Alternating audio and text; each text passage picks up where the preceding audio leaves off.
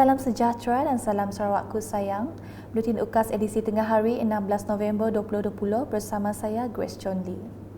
Memulakan berita dengan lebih 75% lampu isyarat akan bertukar menjadi lampu isyarat pintar di Kuching sekaligus mengurangkan kesesakan lalu lintas.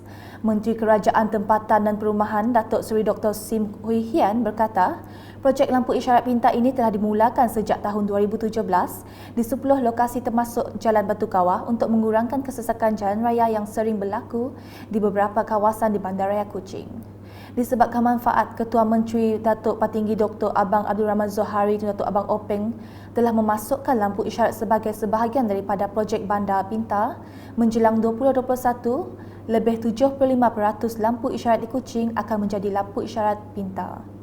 Katanya menerusi kenyataan yang dimuat naik di dalam Facebook pada Ahad.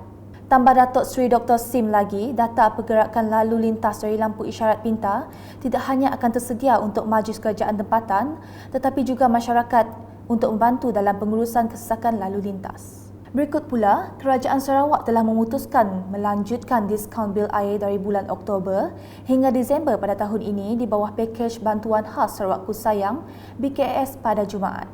Menurut kenyataan media, Menteri Utiliti Sarawak, Datuk Seri Dr. Steven Rundi Utom, pakej ini akan membawa manfaat kepada sebanyak 600 pengguna air di seluruh negeri Sarawak.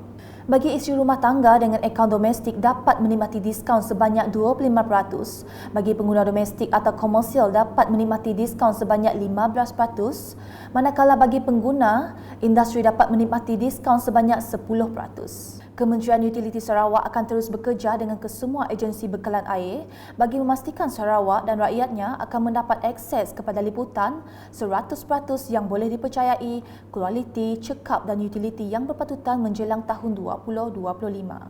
Manakala di Belaga, Nanga Merit, Menteri Muda Utiliti Elektrik Luar Bandar Datuk Lee Wan Lagang akan berhubung dengan pihak kontraktor bagi membincangkan pelaksanaan projek Jalan Jiwa Murni.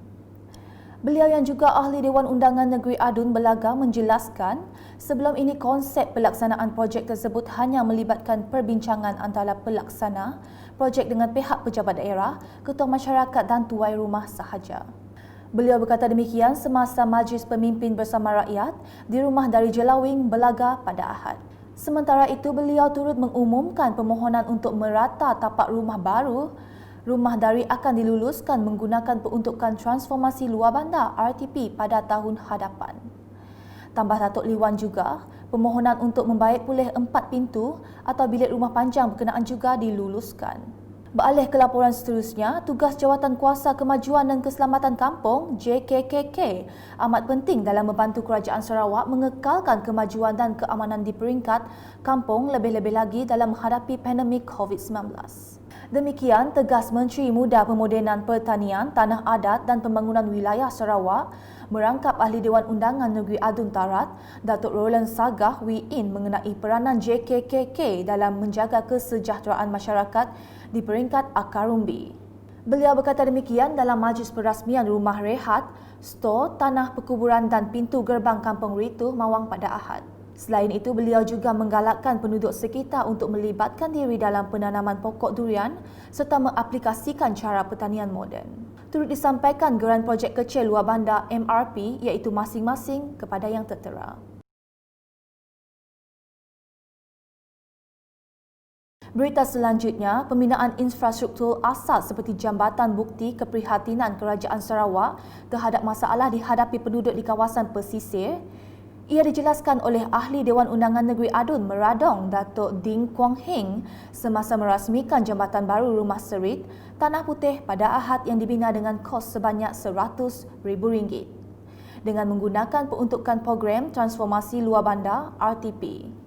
Pada masa sama, beliau berharap penduduk Rumah Panjang Serit menjaga dengan baik kemudahan tersebut.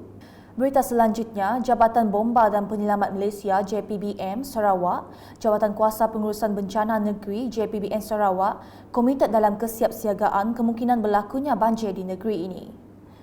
Memetik kenyataan pengarah JPBM Sarawak, Khairuddin Rahman, dalam sebuah akhbar tempatan hari ini, pihaknya sentiasa bersiap siaga dalam operasi penyelamatan dan menyusun atur pemindahan mangsa jika diperlukan. JPBN juga telah mengeluarkan prosedur operasi standard SOP di setiap pusat penempatan sementara PPS di negeri ini.